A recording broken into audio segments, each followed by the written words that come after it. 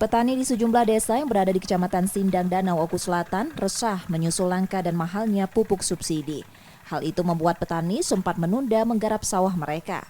Langkanya pupuk terjadi hingga tingkat pengecer. Bahkan pupuk baru bisa didapat petani usai 3 bulan kemudian.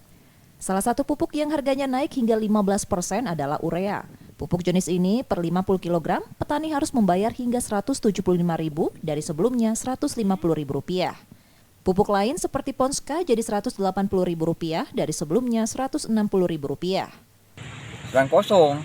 Kosongnya itu akibat kosong pupuk itu kita nunda musim tanam.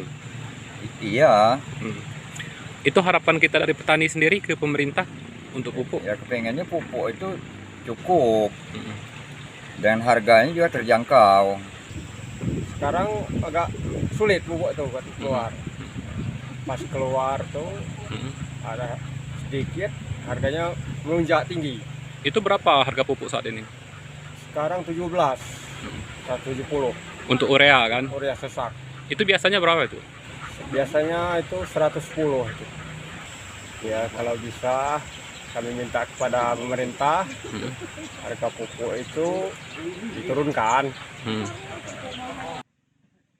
Meski sempat menunda menggarap lahan, petani terpaksa tetap membeli pupuk yang mahal tersebut. Mereka sangat berharap ketersediaan pupuk subsidi lancar hingga tak mengganggu aktivitas garapan lahan sawah mereka. Setia Budi, Kompas TV, Ogan Komering Ulu Selatan, Sumatera Selatan.